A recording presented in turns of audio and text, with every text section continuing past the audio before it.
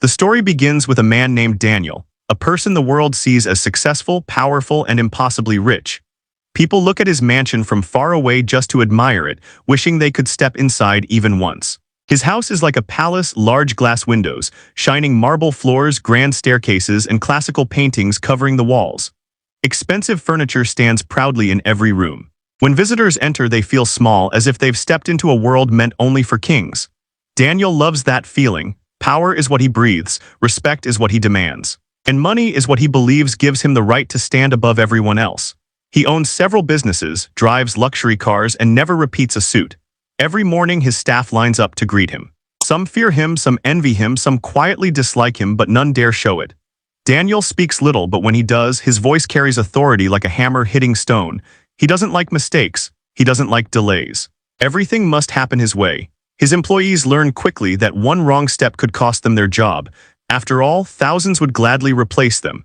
That's the advantage Daniel thinks he has. People need him, but he doesn't need anyone. Though he lives surrounded by people, Daniel is always alone. His dining table could seat 20 guests, yet he often eats by himself. The sound of his footsteps echoes through silent hallways. But he never thinks of it as loneliness, only luxury. To him, silence means control. He would rather hear the ticking of a clock than the voices of ordinary people. In his mind, wealth separates him from the rest like the sky is far above the earth. Many believe rich men smile easily. Not Daniel. His smile is rare, thin, and cold. He laughs only when someone fails because it reminds him of his strength and their weakness. He doesn't enjoy beauty unless it is expensive. He appreciates music only when it is performed by professionals with famous names. And he never believes talent can exist in a poor person. In his view, poverty isn't a condition, it is a flaw. Something people should escape from if they were worthy enough. If they can't, he assumes they simply don't deserve better. In his mansion works a group of servants who clean, cook, and maintain everything from sunrise to midnight. Daniel doesn't know their birthdays, their families, or even their proper names.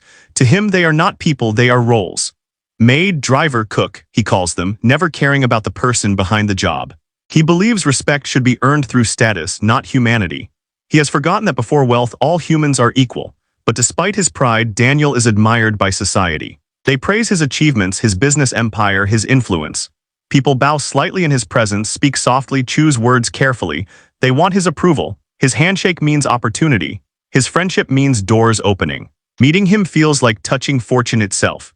Those who spend even 10 minutes in his office return home bragging, saying they met someone powerful. They don't know the truth that hides behind the marble walls, the truth that power without warmth makes a man cold inside. Even though Daniel never speaks of his past, some say he wasn't always rich. He was once like the people he now looks down on, struggling, scared, searching for a chance. But years of success built walls around his heart. Each achievement made him harder. Every loss turned him suspicious. Over time, he forgot how it felt to be weak, how valuable kindness can be. He turned his pain into superiority. Instead of helping those who suffer as he once did, he now steps over them. His mansion has everything money can buy: a private garden, a library filled with books he never reads, and a music room with a grand white piano placed like a jewel. But nobody in the house touches that piano. It stands there like a decoration, polished daily but never played. Music once meant something to Daniel, but he pushed that memory away long ago. Now the piano represents nothing but wealth, another symbol of status rather than emotion. He hosts parties often, inviting the rich, the famous, and the powerful. Guests come dressed in black suits and glittering gowns. They drink expensive wine, speak politely, and laugh at jokes that aren't funny. Daniel sits at the head of the room, watching them like a king watching his subjects. He enjoys the way people gather around him, listen to him, fear disappointing him. But deep inside, something is missing, something he doesn't recognize yet. Wealth can fill rooms, but it cannot fill hearts. Every story has someone who needs to change, someone whose world must turn upside down. Daniel is that person. His pride is like a high wall, but even the strongest walls can crack. He thinks he knows everything about people, but life will soon show him how wrong he is. A moment is coming, unexpected and powerful, that will shake his beliefs to the core. He does not yet know that someone in his own house holds a gift far greater than wealth, something priceless, something pure. The day she touches the piano, everything will change, not just for her but for him.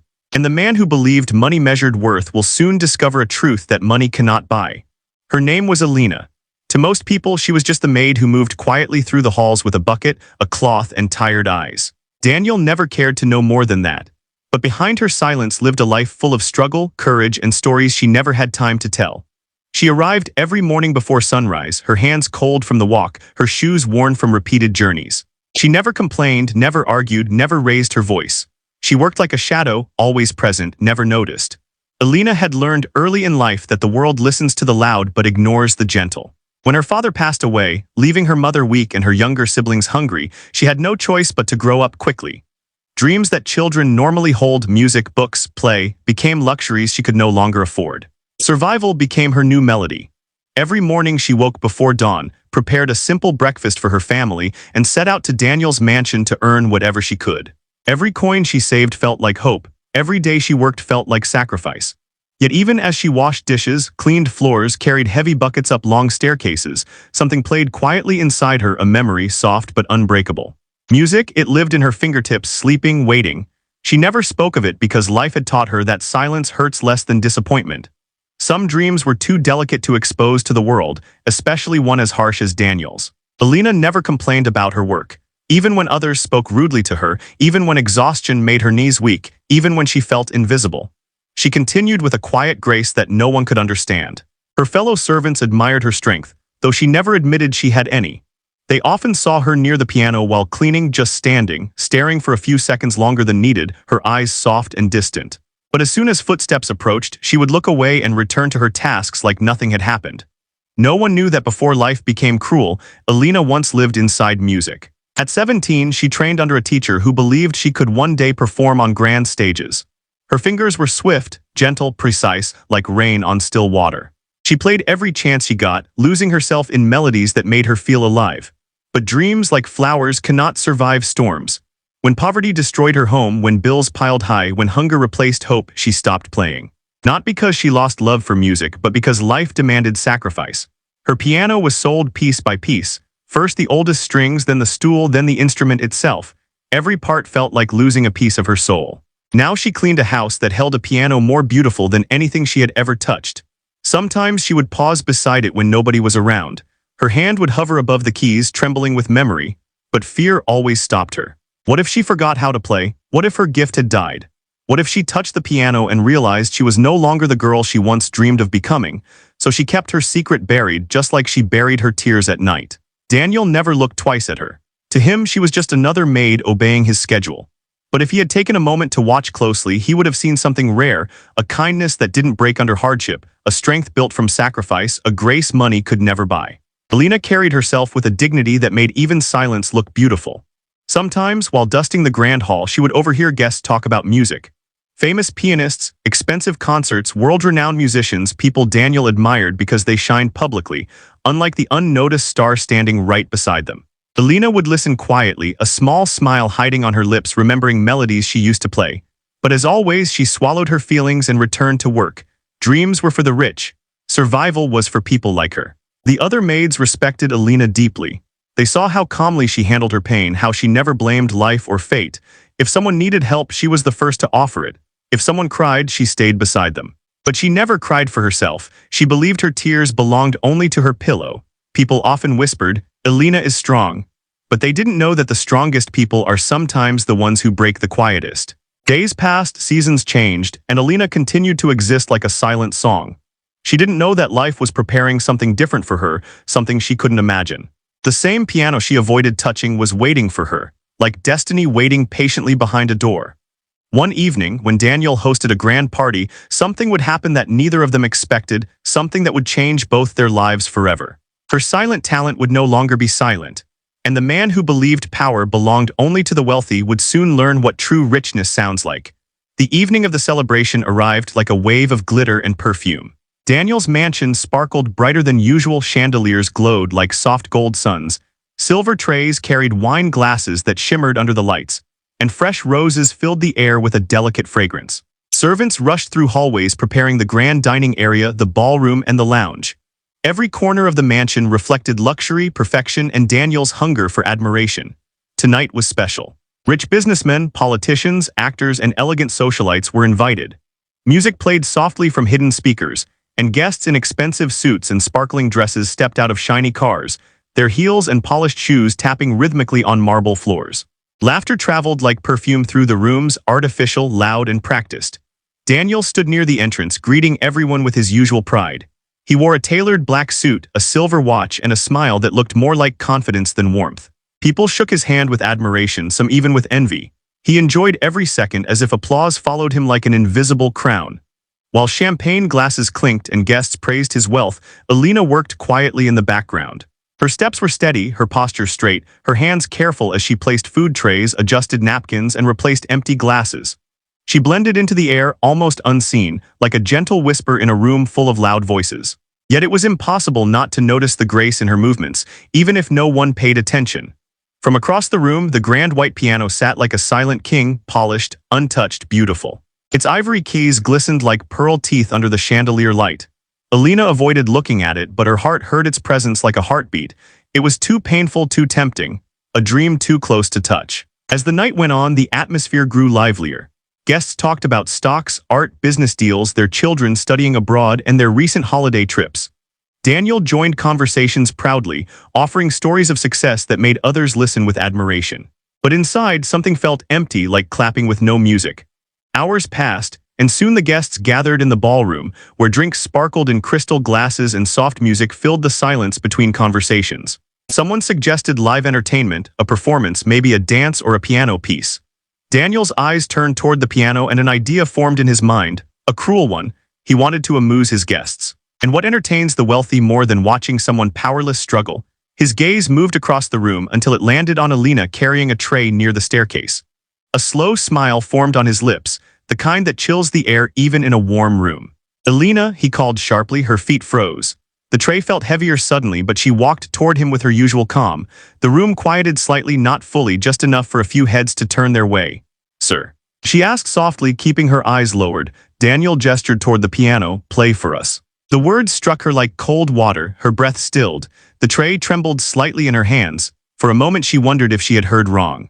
But Daniel's eyes were firm, waiting for obedience. She tried to speak, but her voice felt trapped. I don't." Daniel's tone sharpened. "I said play." A few guests exchanged confused glances. Some smirked, expecting entertainment. Others looked curious. A maid playing piano, that sounded amusing, ridiculous, perfect for gossip. Alina's heart pounded like thunder inside her chest. She wanted to run, hide, disappear.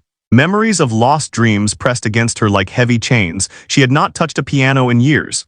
What if she failed? What if she embarrassed herself? What if the dream she still carried secretly died in front of everyone? But she also knew she could not refuse. Daniel's power was like iron around her life. A job like this was hard to find. Losing it could destroy her family. So with trembling steps and a breath filled with fear, she placed the tray aside and walked slowly toward the piano. The room shifted, conversations faded, eyes followed her.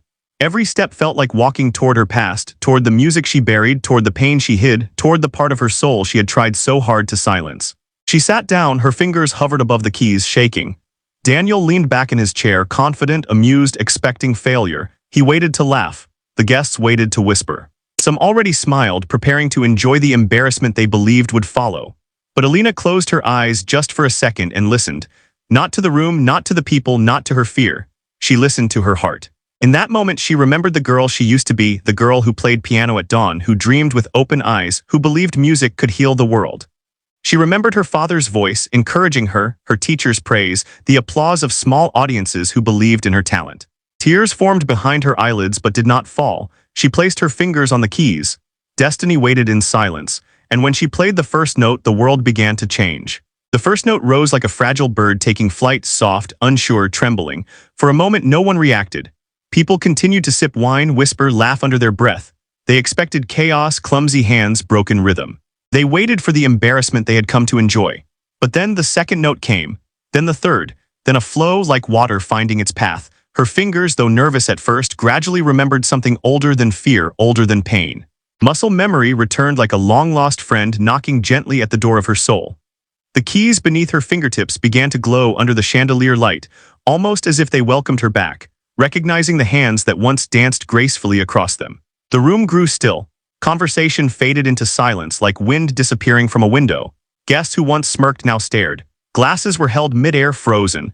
The music did something no voice in the mansion could do. It commanded attention. Alina wasn't just playing, she was remembering. Each note carried a story. A childhood filled with laughter. A father who smiled proudly as she practiced. A small living room where music filled every corner, replacing hunger with hope. Her mother humming in the kitchen, her teacher holding her hand, guiding her gently across the keys. And then the storm, poverty, loss, sacrifice crashing through the music like thunder. But even that pain became part of her melody. Her playing was not perfect in the technical sense, but it was perfect in emotion. Each note was raw, honest, full of life. It was music from someone who had lived sadness deeply and lifted herself from it again and again. Daniel, standing near the bar, felt his chest tighten. He had expected humiliation, fear, broken sound. Instead, he received beauty, pure, overwhelming beauty. His smirk disappeared slowly, like smoke fading in wind. His eyes fixed on Alina, trying to understand what he was hearing. He had seen her carry buckets, scrub floors, wash dishes, but he had never seen her like this, powerful, angelic, alive. She was no longer the maid. She was a performer, a storm made of music. A guest whispered, she plays beautifully. Another said almost breathlessly, incredible, where did she learn? Even the arrogant ones who came to judge were silent. The room filled with emotion too heavy to ignore. The melody moved like wind through hearts, opening doors they didn't know existed. Some felt sorrow, some felt peace, some felt memories rise to the surface like forgotten photographs. Minutes passed like seconds. Alina didn't notice the room, the eyes, or the shock around her. She was somewhere else inside the music she thought she lost forever. Her fingers flew faster now, stronger, sure. The piano sang under her hands, as if relieved to speak again after years of silence. Notes climbed high like mountains and fell softly like rain. Tears filled the eyes of a woman in a red dress. The man beside her whispered, voice trembling, I've never heard something like this. Even the chandelier light seemed gentler, as if listening too. Daniel stood speechless, a man used to power, now powerless before something greater than wealth. The music peeled away his pride like layers of ice melting under sun. He felt something he hadn't felt in years, humility. A heavy realization formed inside him like truth pressing against stone walls. He had looked at Alina and seen only a maid, but now he saw a soul. When the final note came gentle, slow, like a sigh after crying, the room exhaled with it. Silence followed, not empty but full, like the pause after prayer. No one clapped immediately because applause felt too small for what they had witnessed. They needed a moment to breathe, to understand, to return to themselves. Alina's hands remained on the keys. Only then did she realize tears had fallen onto the piano, not of sadness but of release. She had not played for the audience. She had played for herself, for the girl she once left behind, for the dream she thought had died. A sound finally broke the silence. Clap, then another. Then the whole room, thunderous applause rising like a wave, standing, clapping, cheering. Some people cried openly, some smiled with admiration. Some looked ashamed for underestimating her. But the loudest silence was Daniel's. He couldn't move, couldn't blink, couldn't breathe. He felt small in front of her, not because she was above him, but because she reminded him what real value looked like. Wealth could buy chandeliers and marble, but it could not buy what her hands created in those minutes. For the first time in years, Daniel felt something like regret, sharp, unexpected, painful. He had humiliated her to feel powerful. Instead, she humbled him with grace. And the man who believed money made him superior would never forget the sound of a maid who turned music into a miracle. The applause seemed endless, like rain pouring after a long drought. Guests stood from their seats one by one, clapping with genuine admiration. It was not the polite applause given to expensive performers. It was the kind that comes from the heart, the kind that acknowledges talent, pain, and beauty in equal measure. Alina sat still, unsure whether she should stand or run away. For years she lived in silence, unnoticed. And now suddenly every eye in the room was fixed on her like she was the brightest star in the sky. Her hands trembled. Her breathing quickened. She did not know how to receive praise, she only knew how to serve. So she simply lowered her head politely, her voice too soft to speak though her heart was bursting with unsaid things. A woman in a shimmering silver gown walked toward her, eyes shining. "My dear, your performance was extraordinary," she whispered, placing a hand on Alina's shoulder gently. Others followed, businessmen, artists, even politicians, offering compliments, asking if she was trained, if she had ever performed publicly. Alina answered quietly, no, with a hesitant smile, unsure whether she deserved such kindness. Some guests felt shame for laughing earlier. They avoided her eyes, afraid she might remember their disrespect. Others admired her even more for her humility, no pride, no arrogance, only purity and talent. But one person remained frozen. Daniel stood at a distance, staring as if his world had tilted off balance. His glass of wine remained untouched in his hand. His mind raced back to every moment he had ignored her, every time he looked past her as if she were invisible. He felt something unfamiliar, guilt. He remembered the way he commanded her to play, expecting humiliation. The way he used power to satisfy his ego, and now he was the one exposed, not her. Slowly, he stepped forward. The crowd parted without being asked. People sensed something important was about to happen. Daniel walked toward the piano, each step heavy, like a man carrying the weight of his own mistakes. Alina rose quickly out of habit, not because she wanted to, but because she was taught to stand whenever he approached. She lowered her eyes, waiting for a scolding, a mockery, or an order. She expected anything but kindness. Daniel stopped in front of her, silent. For a moment, he forgot how to speak. The man who commanded boardrooms, who negotiated deals worth millions, who never hesitated, now searched for words like a lost child searching for home. Finally, he whispered almost painfully, "I didn't know." Alina didn't respond. She didn't know what to say. She didn't know what part of him was speaking, his mind or his conscience. "You," he tried again, swallowing hard, "you were remarkable." It was the first compliment Daniel had given anyone without calculation or benefit. It sounded strange even to him, soft, human. Alina looked up slowly. Their eyes met, and for the first time he did not see a maid. He saw a person. A woman who carried pain, strength, and a gift worth more than the entire room filled with wealth. Guests watched in stunned silence. They weren't used to seeing Daniel humbled. His voice was different, gentle, almost fragile. As if Alina's music had cracked open places in him he never allowed light to enter. "You have a talent," he continued quietly, "that I cannot describe." Alina's throat tightened. She wanted to speak, but emotions blocked her words like a flood held behind a thin dam. After a moment she managed a soft, broken reply. "I used to play, before life became difficult." Daniel felt like someone had pressed a hand against his heart. He suddenly remembered every luxury around him, wine, gold, marble, none of which could create beauty like she did with just 10 fingers and a memory full of pain. He realized something painfully true. He had more money than he needed, but she had more soul than he ever had. For the first time in many years, Daniel lowered his head, not in shame exactly, but in respect, a gesture no one in the room had ever witnessed from him. The guests were stunned. Some widened their eyes. Others whispered that this night might become a story for ages. A few even felt inspired. If such talent could hide inside a maid, then perhaps they too had underestimated people in their own lives. Inside Daniel, something shifted like ice breaking into water. He looked at Alina not with superiority but with admiration, with curiosity, with guilt, with something close to awe. He knew this night had changed him. He knew he could never look at her, or any human beings, through the same lens again.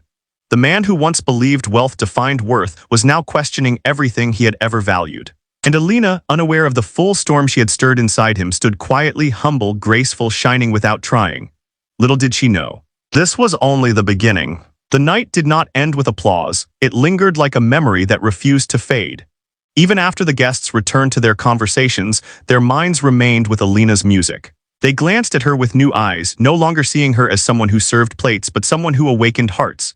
Daniel could not remove his gaze from her. Something inside him was unsettled, not in a painful way, but in a way that felt unfamiliar, almost frightening. For a man who prided himself on control, this loss of certainty was terrifying. He needed answers. He needed to understand her. When the party slowly thinned and guests began to depart one by one, Alina quietly slipped away toward the kitchen, wanting to disappear back into the world where she felt safe, the world of chores, silence, and invisibility. But tonight, the world did not allow her to vanish. Daniel followed. She hadn't noticed his footsteps behind her until his voice reached her again, softer than before, almost hesitant. "Alina, wait." She turned, surprised. He had never called her by her name before. Hearing it from him felt like touching something warm after years in cold weather. He stepped closer, not with pride, but with the uncertainty of a man learning to walk differently for the first time. His eyes carried questions, thousands of them, but he spoke only one. "How did you learn to play like that?" She hesitated, fingers tangling nervously against her apron. No one had asked her about music in years. The past she locked away suddenly felt fragile in her hands. "My father," she said slowly, thoughtfully, "he taught me when I was little. Music was his world, and for a while it was mine too." Daniel listened, truly listened, something he rarely did. There were no business deals here, no competition, no advantage to gain. He simply wanted to know what happened. He asked gently, a question he might not have dared an hour ago. Her eyes lowered, and the story she avoided for years finally found voice. "We lost him," she whispered. "After he died, everything changed. My mother became ill, bills grew, and we had nothing left. I stopped playing, not because I wanted to, but because I had no choice." Her voice cracked like old wood. Daniel felt each word like a knife sliding across old wounds. He thought of his wealth, how casually he used it, how proudly he flaunted it, and felt something heavy inside him. "How long has it been since you played last?" he asked. She thought for a moment. "Almost 8 years." 8 years. 8 years without music, without expression, without herself. Daniel closed his eyes briefly, absorbing the weight of those years. He imagined her dusting floors while her talent slept quietly inside her, waiting, patient, loyal, aching. He imagined her watching the piano day after day, wanting to touch it but fearing she no longer deserved to. Alina looked away, almost embarrassed. This house, I just cleaned the instrument. I never thought I would touch it again. His chest tightened. You should have been performing on stages, he murmured, not scrubbing floors in silence. She froze not because his words were insulting, but because they were true. For the first time, someone saw what she could have been, not just what she was forced to become. Daniel continued, his voice low, conflicted. I invited people here tonight to show wealth, to feel powerful, but you showed something bigger. He met her eyes, and in that moment the distance between master and maid disappeared. They were just two human beings shaped by different storms. My father, she said slowly, thoughtfully. He taught me when I was little. Music was his world, and for a while it was mine too. Daniel listened, truly listened, something he rarely did. There were no business deals here, no competition, no advantage to gain. He simply wanted to know. What happened? He asked gently, a question he might not have dared an hour ago. Her eyes lowered, and the story she avoided for years finally found voice. We lost him, she whispered. After he died, everything changed. My mother became ill, bills grew, and we had nothing left. I stopped playing not because I wanted to, but because I had no choice. Her voice cracked like old wood. Daniel felt each word like a knife sliding across old wounds. He thought of his wealth, how casually he used it, how proudly he flaunted it, and felt something heavy inside him. How long has it been since you played last? He asked. She thought for a moment. Almost 8 years. 8 years. 8 years without music, without expression, without herself. Daniel closed his eyes briefly, absorbing the weight of those years. He imagined her dusting floors while her talent slept quietly inside her, waiting, patient, loyal, aching. He imagined her watching the piano day after day, wanting to touch it but fearing she no longer deserved to. Alina looked away, almost embarrassed. This house, I just cleaned the instrument. I never thought I would touch it again. His chest tightened. You should have been performing on stages, he murmured, not scrubbing floors in silence. She froze not because his words were insulting, but because they were true. For the first time, someone saw what she could have been, not just what she was forced to become. Daniel continued, his voice low, conflicted. I invited people here tonight to show wealth, to feel powerful, but you showed something bigger. He met her eyes, and in that moment the distance between master and maid disappeared. They were just two human beings shaped by different storms. You taught me something I forgot, he said softly. Talent doesn't belong to wealth. And value doesn't depend on status. Alina didn't know how to respond. Her heart beat loud enough to fill the silence. She had never heard Daniel speak like this, not to anyone, and especially not to her. He took a slow breath before asking the question that hovered like dawn on a horizon. Will you play again? The question shook her more than orders ever did. She looked down at her hands, the same hands that cooked, scrubbed, and washed, but tonight they also flew like birds across piano keys. Fear and longing battled inside her. I'm not sure, she whispered. Music still hurts, it reminds me of everything I lost. Daniel understood more than he expected.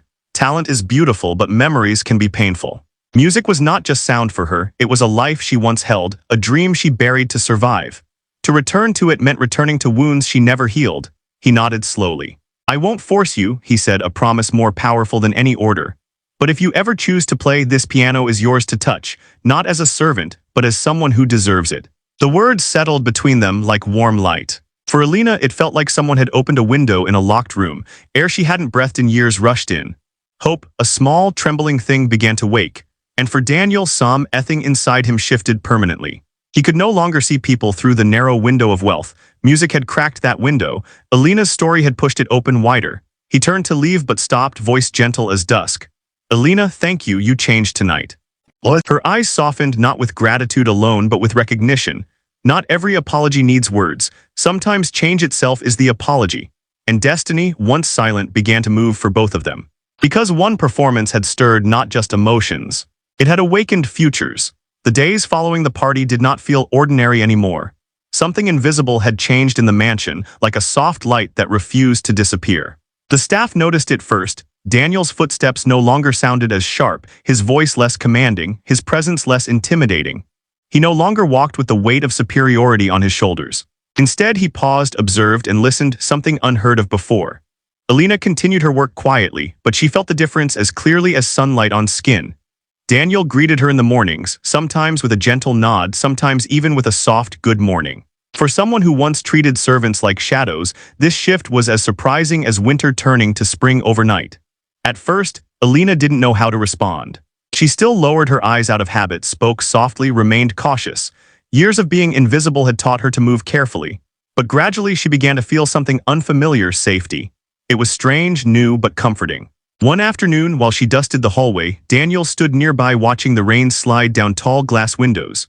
The sky outside looked like silver water, heavy with clouds. After a moment of silence, he spoke without looking at her, not as a master, but as someone searching for understanding. "Alina," he said gently, "if you could return to music again, if life hadn't taken it away, what would you have wished for?" The question settled between them like a delicate feather. Alina paused, holding the cloth in her hand, heart suddenly unsteady. She had never allowed herself to imagine that life. Dreams were dangerous when you knew reality was heavier. But something inside her answered before fear could stop it. "I would have wished to perform," she whispered, "to play on big stages, to make people feel with music what words cannot say." Her voice trembled slightly, not from weakness, but from holding a dream too long pressed against her ribs. Daniel finally turned toward her. His eyes held something soft: regret, maybe admiration, maybe both. "You still deserve that chance," he said. She shook her head gently, smiling in a sad, small way. "Life doesn't always return what it takes." Daniel felt those words deeply. He had spent his whole life adding wealth, status, power. But Alina had spent her life losing family, dreams, childhood, and still she carried grace instead of bitterness. That evening, Daniel sat alone in his study. Papers lay untouched on his desk. His mind replayed Alina's music again and again, like an echo that refused to fade. For the first time, he wondered if wealth was only valuable when used to lift others. What good was a fortune if it never healed a wound or opened a door for someone deserving? As the clock ticked softly, he made a decision, not in arrogance but in sincerity. He wanted to help her, not out of pity, but because true talent should not stay hidden in the shadows of a mansion. The next morning, Daniel left early, no chauffeur, no entourage. He visited an old music academy, spoke to the director, and asked about auditions, scholarships, sponsorships. The director, surprised to see a man of his stature inquire about a domestic worker's future, raised his eyebrows. But when Daniel described her performance, his voice filled with emotion, the director listened seriously. Meanwhile, Alina continued her work, unaware of the storm of change forming quietly around her. She still avoided the piano, not because she didn't want it, but because the experience felt too big, too precious, too close to breaking her heart open again. She feared touching it would let her dream return, and losing it a second time would destroy her completely. But Daniel had other plans. One late afternoon, when most of the staff had left and the mansion was draped in amber evening light, Daniel approached her once again. Not with demands, but with something close to hope. "Alina," he said, voice steady yet gentle, "I spoke to a music academy today." She froze, cloth still in her hand. "They have open auditions next month," he continued. "I'd like to sponsor your training if you're willing." Alina's breath shattered inside her chest. For a moment the world blurred. No one had offered her a dream in years. Life had only taken, never given. Hearing those words felt like stepping into sunlight after living underground. But with hope came fear, strong, powerful fear. "Why me?" she whispered. "There are many talented people in the world." Daniel shook his head slowly. "There is only one you." Silence filled the room, warm, fragile, full of possibility. Alina's eyes glistened. She wanted to accept. Every part of her longed to run back to music, to reclaim the soul she buried. But she knew the journey would not be easy. It meant facing memories, risking failure, stepping out of survival into uncertainty. And uncertainty is terrifying when everything you have is fragile. Still, her heart whispered something louder than fear. "Maybe this is my chance." Daniel saw the battle in her eyes and didn't push. "You don't have to answer now," he said gently. "Just know the offer is real, and so is your talent." Alina nodded slowly, tears finally falling, not of sadness, but of a dream being offered back to her hands. The past began to tremble, and the future quietly opened its door. Days passed slowly, like pages turning in a book she was afraid to finish. Alina thought about the piano every morning as she tied her apron, and every night as she walked home under streetlights. Her mother noticed something new in her eyes, a light, a tremble of hope she hadn't seen in years. "What changed?" her mother asked one night, voice gentle. Alina hesitated, then whispered, "Music came back to me." Those words felt like opening a locked room inside her soul. At the mansion, Daniel's behavior continued to change. He began noticing the people who served him, their tired hands, their silent endurance, the lives they lived outside his walls. He asked names, remembered them, listened when they spoke. For the first time, his wealth served others instead of towering above them. Power softened into something human, but Alina still hadn't answered the question that kept her awake. Would she return to music? One quiet evening, when the mansion rested under warm golden lamps, Alina found herself once again standing before the white piano.